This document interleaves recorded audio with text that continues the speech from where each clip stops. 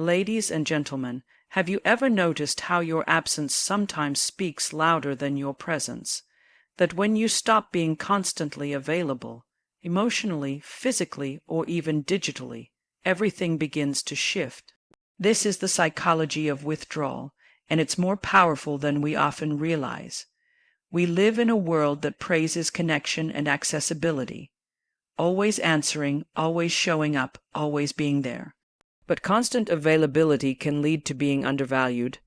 Familiarity often breeds complacency, and when you're always accessible, people tend to take you for granted. But something fascinating happens when you pull back. When you stop replying instantly, when you stop saying yes to every request, when you withdraw your energy from situations, people, or habits that no longer serve you, the change begins not just externally, but internally. You start reclaiming your time, your peace, and your self-worth. People start to notice the gap you leave behind, and in that silence, in that space, you regain power. You shift from being reactive to intentional. Withdrawal is not about manipulation. It's not silent treatment or revenge. It's about realignment with your values, your needs, and your boundaries. It's about teaching others how to treat you by first showing yourself respect. So remember this. Your absence can become your strongest presence. Let your energy be something people earn, not something they expect. In human psychology, there's a concept called habituation. It refers to the brain's natural tendency to become less responsive to stimuli that are consistently present. Simply put, the more frequently something or someone is available, the more likely we are to stop noticing or appreciating it. This applies not only to sounds or smells, but also to relationships, attention, time, and emotional energy. When you are always available, when you always pick up the phone, respond instantly to texts, say yes to every request, or make time for someone regardless of your own schedule, people begin to assume that your presence, support, and energy are unlimited. Without realizing it, they begin to expect it rather than appreciate it. What once felt like a privilege to them slowly becomes a convenience. Over time, that convenience turns into entitlement. This shift often happens silently and subtly. You might start noticing that your efforts go unacknowledged, that people contact you only when they need something, or that your boundaries are repeatedly crossed. It becomes less about your willingness and more about their assumption that you'll always be there. The truth is, the more you give without limits, the more invisible you can become. Not because you're not valuable, but because your constant presence makes others forget just how much value you bring. Just like we don't pause to appreciate electricity until there's a power outage, or clean water until it runs out, people often don't recognize the full weight of someone's presence until it's missing. That's why withdrawing availability isn't selfish, it's necessary. It helps reset expectations both in others and in yourself. It creates space for others to evaluate your true worth, not through words, but through the silence of your absence. It brings to light whether people value you for who you are, or only for what you do for them. By setting boundaries and limiting your availability, you stop feeding the cycle of being taken for granted. You begin to reclaim your time, your identity, and your emotional peace. It becomes a way of silently teaching people, I am here by choice, not by obligation. When you're constantly immersed in the noise of daily life, responding to messages, attending to others' needs, jumping from one commitment to the next, it becomes nearly impossible to hear your own inner voice. You lose touch with what you want, what you feel, and what you need. That's where the power of withdrawal comes in. Withdrawing your presence doesn't mean disappearing. It means stepping back intentionally to create space, mental, emotional, and sometimes physical. It's about pausing the external demands long enough to reconnect with yourself on a deeper level. This space is essential for self-reflection, which is the first step in any real personal growth. When you're no longer caught up in being constantly reactive to others, you begin to evaluate your own patterns. You might start asking questions like, why do I say yes when I want to say no? Am I surrounding myself with people who respect my energy? Have I been living according to my values or someone else's expectations? Withdrawal helps you identify areas in your life where you've been overextending, settling, or compromising. It allows you to process emotions that may have been buried under the pressure to keep going. For the first time in a while, you can sit with yourself, not out of loneliness, but out of intentional solitude. In that silence, clarity emerges. You may discover you've been holding onto relationships out of habit, staying in environments that drain you, or sacrificing your mental peace to keep others comfortable. This clarity is powerful. It gives you the ability to make decisions not from a place of exhaustion or guilt, but from a place of alignment and self-awareness. Growth doesn't happen when we're constantly available to the world. It happens when we take time to be available to ourselves. By withdrawing from external chaos, you return to internal order. You begin to understand that not every call deserves a response, not every crisis is your responsibility, and not every person is meant to stay in your inner circle. And this understanding, this self-clarity, becomes the foundation of your emotional evolution. It's often said, you don't know what you have until it's gone. That's not just a poetic sentiment. It's a psychological truth rooted in human behavior. When someone or something is always around, we tend to stop noticing its importance. But when it's suddenly missing, we feel its absence like a void. That's when awareness, and sometimes regret, kicks in. When you remove your constant presence from someone's life, it interrupts their pattern of expectation. People become so used to your availability, your support, your listening ear, your help, or even your emotional labor, that they begin to unconsciously see it as a given. But the moment you step back, they are forced to feel the silence, and that silence speaks volumes. Your absence becomes a mirror. It reflects back to others how much they relied on your presence, whether they acknowledged it or not. It reveals your emotional weight, your energy, and the comfort you provided without asking for anything in return. This realization often doesn't come when you're always present. It comes when you're strategically absent. In many cases, people only begin to value someone after noticing what life feels like without them. They start to miss the subtle things, the reassuring texts, the thoughtful check-ins, the calm in chaos, the loyalty, the empathy. It's not always about grand gestures. Often, it's the smallest, most consistent acts that leave the biggest gaps when they're no longer there. This dynamic doesn't just apply to romantic relationships. It exists in friendships, families, workplaces, and even social circles. When you're always the one reaching out, planning, giving, and supporting, it creates an imbalance. And people don't tend to notice imbalance unless it becomes inconvenient for them.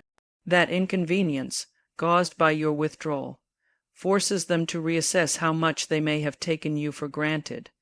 Some will reach out with genuine concern, while others may react with frustration or confusion. That reaction alone is revealing. It shows who values your presence, and who only valued what they got from it. Absence is a powerful revealer. It shows you who really sees your worth, and who only saw your usefulness. When you constantly give your time and energy away to others without limits, you risk becoming disconnected from your own needs, desires, and identity. Over time, this disconnection can silently erode your sense of self-worth. You begin to believe your value lies in what you do for others, not in who you are. Reclaiming your time and energy is about taking back ownership of yourself. It's about pausing to ask, where is my energy going? Who or what is consuming my time? Do these exchanges nourish me or drain me? When you stop and evaluate where your life force is being spent, you often realize you've been operating on autopilot, saying yes when you wanted to say no, showing up when you needed rest, giving even when you were running on empty. Withdrawal, in this sense, is an act of self-respect. It's not about abandoning others. It's about no longer abandoning yourself. As you begin pulling back from commitments, people, or patterns that deplete you, you start to notice something profound. Your inner power returns. You begin to feel more grounded, more present, more in control. You no longer feel like a passenger in your own life. You're back in the driver's seat. That shift reignites a deeper connection to your worth. You stop seeking validation in how much you give to others and begin to measure your value by how aligned you are with your truth. You realize that your worth was never dependent on your availability. It was inherent all along. The problem was you were too busy giving yourself away to notice it. Reclaiming your time also teaches others how to treat you. When you start protecting your energy, people learn to respect it, or they fall away.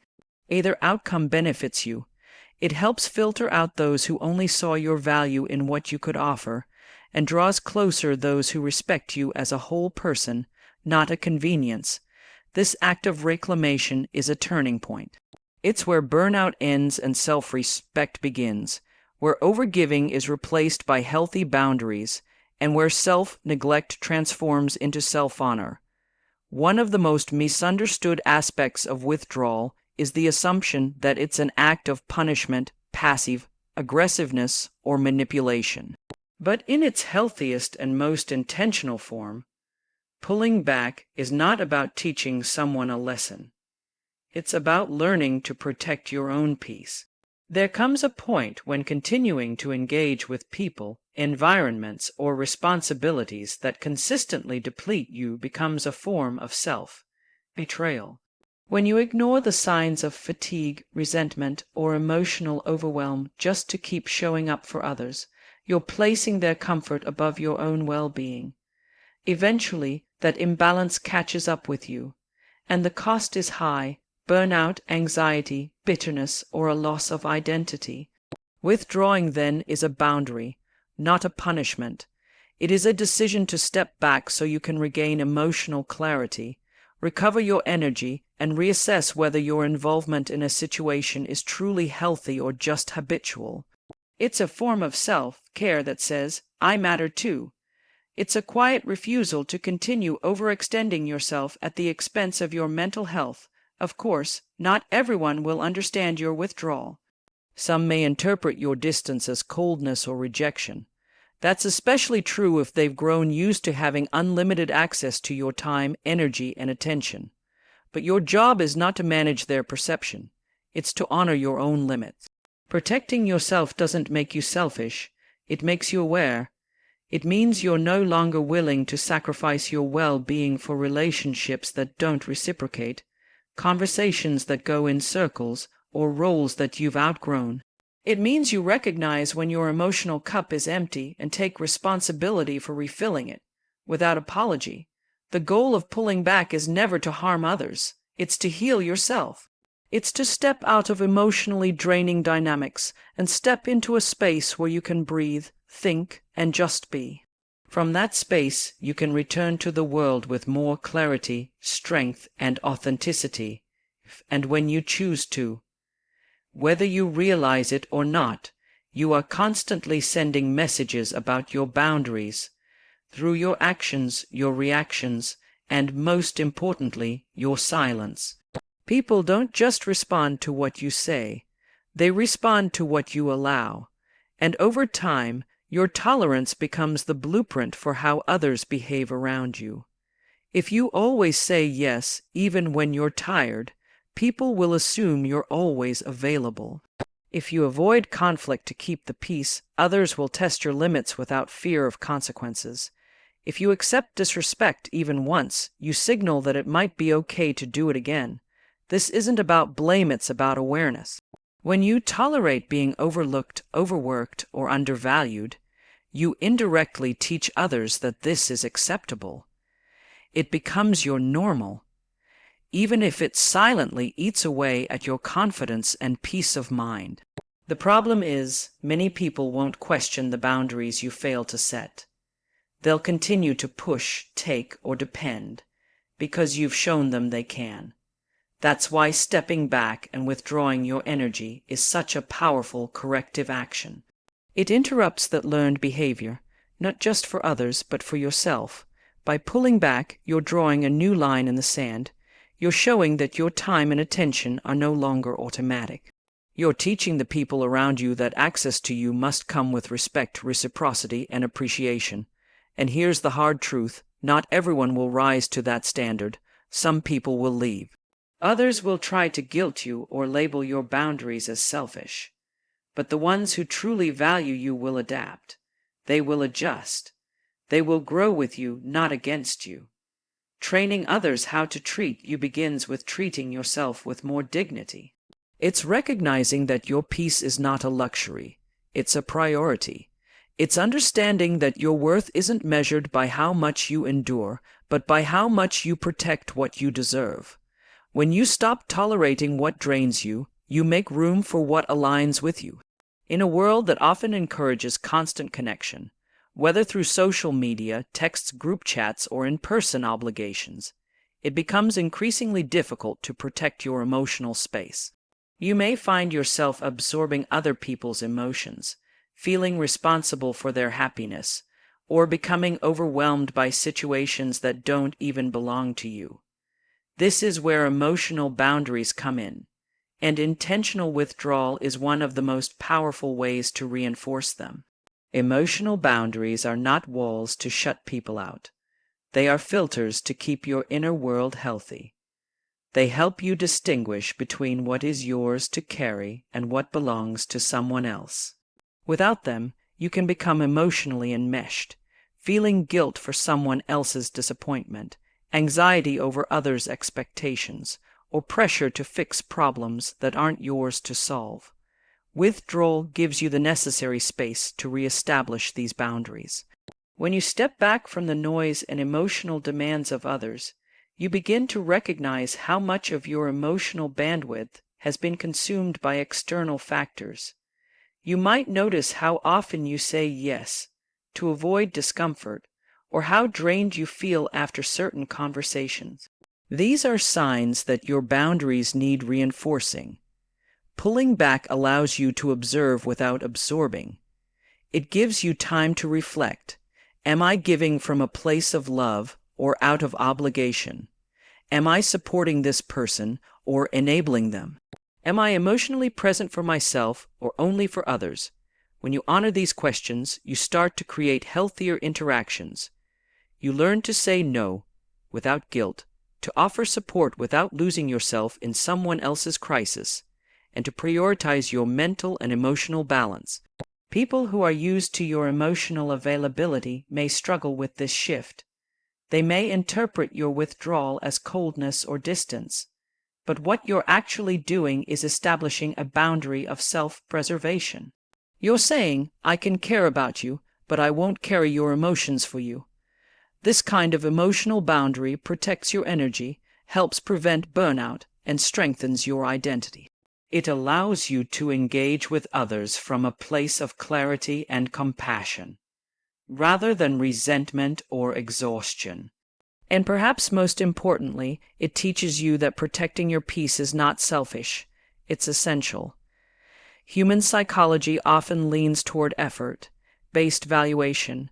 We tend to appreciate things more when we've had to earn them, invest in them, or risk losing them. The same principle applies to relationships and human connection. When someone has constant, effortless access to you, your time, your support, your attention, they may begin to undervalue it, not out of malice, but out of familiarity. This is why when you choose to withdraw or reduce your availability, something interesting begins to happen. People begin to reassess your worth. They begin to notice the absence of what they once had constant access to. That absence becomes a wake-up call, not just to your presence, but to the effort they were or weren't putting in. The truth is, when something, or someone, requires effort, people naturally assign it more value. It's a psychological bias known as the effort justification principle. If I have to work for it, it must be worth more. And yet, many people only realize how much someone meant to them after that person stops being so easily available. When you stop initiating conversations, stop rescuing, stop always being the one to compromise or check in, others are forced to decide, Are they willing to match your effort? Do they respect your time and energy enough to work to keep you in their life? Or are they simply enjoying the convenience of you? Or do they truly value your presence? This shift often separates genuine relationships from one-sided ones. The people who appreciate you for who you are, not just for what you offer, will rise to the challenge. They will show up, reach out, and begin to invest.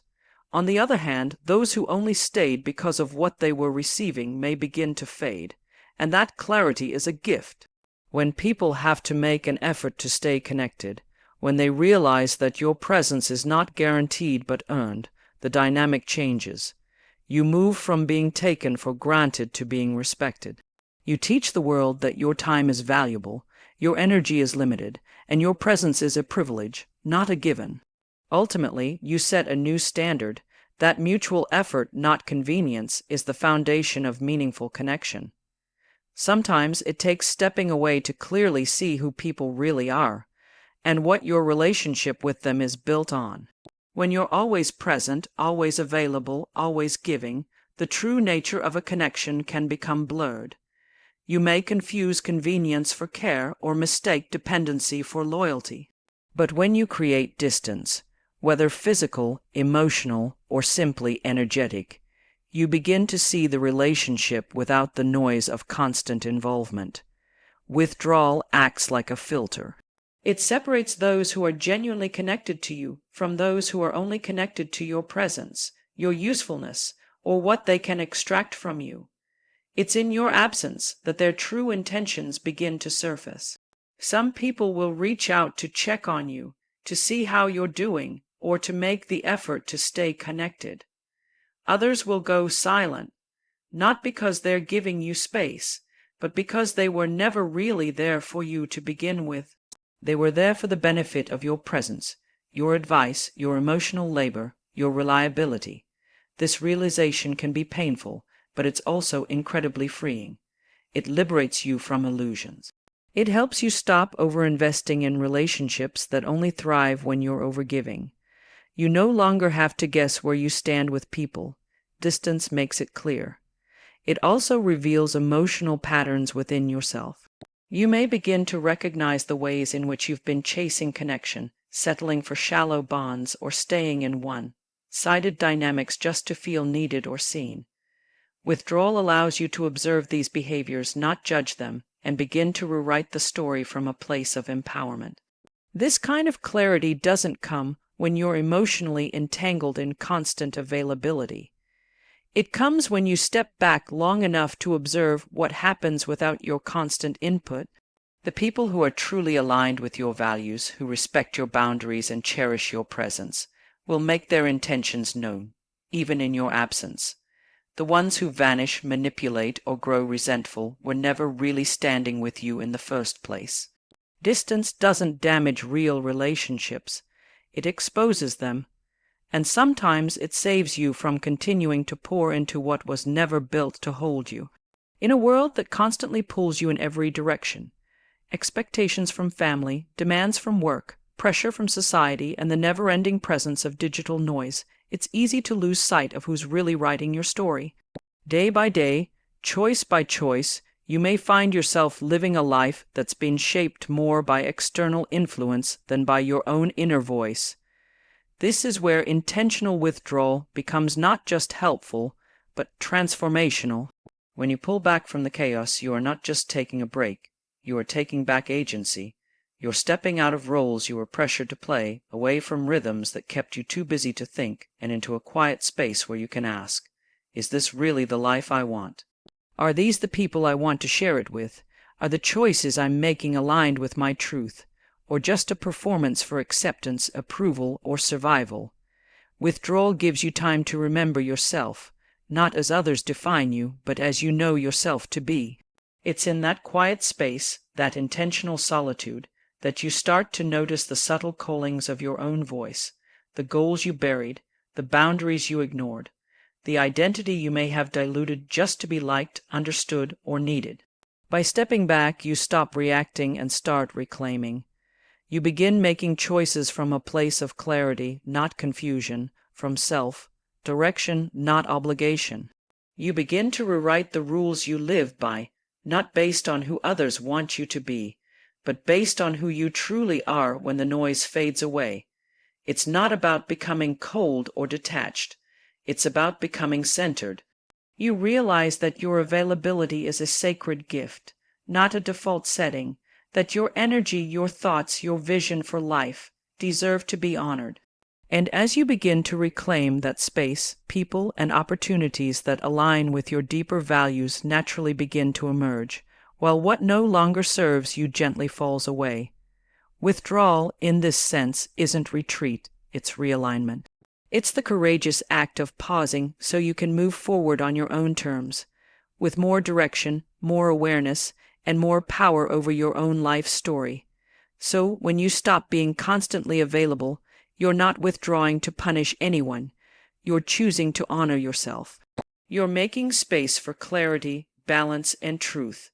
You're no longer running on autopilot, driven by obligation or fear of disappointing others. Instead, you're setting boundaries that protect your peace, reclaiming energy that was once scattered, and choosing relationships that are based on mutual respect, not convenience. Withdrawal is not weakness. It's wisdom, it's not isolation, it's self-connection, and most of all, it's a declaration, a quiet, firm statement that says, I matter too.